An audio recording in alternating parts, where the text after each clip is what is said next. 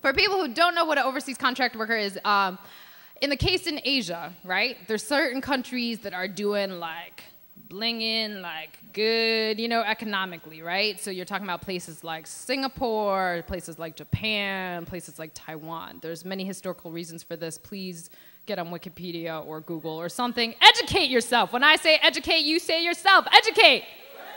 Educate. Educate. Yeah, that's actually right. You want to say myself. See, that lady's smarter than all of us combined. So give it up for her. But so certain countries are doing better economically than other places. So other places that are not doing as well economically is, say, like Vietnam, the Philippines, Sri Lanka, Thailand, right? So in the case in Asia, there's a lot of young women in particular, men as well, but a lot of times young women that go to work usually as domestic workers in different countries, right? So this piece is for a young woman named Lily, who's from the Philippines, who worked for my auntie in Taiwan, and Lily and I became really good friends when I was there 2 years ago. Lily's hands are small, red, and cracked.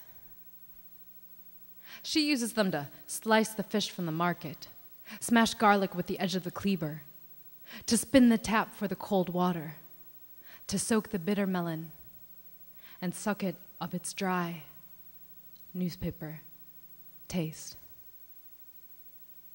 Lily's hands wipe down the counters with lightning speed, piles buns soft with heat onto a plate. Lily's hands dash sesame oil, soy sauce, ginger into the steaming wok, which burns blush onto her cheeks. Lily's hands cube the tofu, cure the chicken feet, and wipe the shit stains from my aunt's toilet. Lily's hands tug at the edge of her t-shirt, making jokes in English, Tagalog, and Mandarin, pretending not to understand the arguments, pretending not to notice.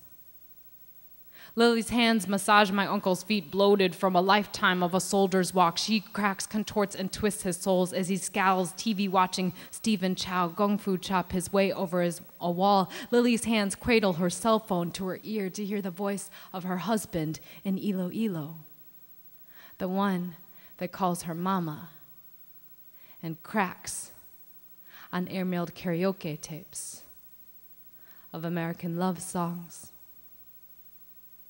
American pop songs. Lily's hands rub acetone over fingernails and keep her fed in Iloilo, Manila, Singapore, Taipei, from bitchy house mothers to wicked roommates, her fighting sisters and runaway friends. Lily's hands know how to work. Lily's hands ball into tiny fists as she pulls the blanket over her face in the back room on the cot next to the laundry machine because she has a good employer. My aunt who doesn't rape or beat or stab or cut her wages. My aunt who depends on her for her life,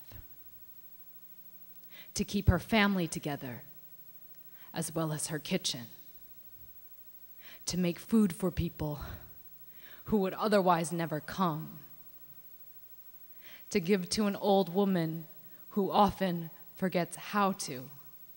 Chanel, Gucci, plastic surgery, and golf. Lily's hands pray to the gods in the church, the wind, and the Filipino government. Smiling, she proclaims, I must fight for so many stories she grips in these hands, so many challenges to the pulse. She knows she's gonna be there when her contract is up with her man, her baby, her motorcycle, her house, her sugar factory in Iloilo, the day her hands can finally work for themselves.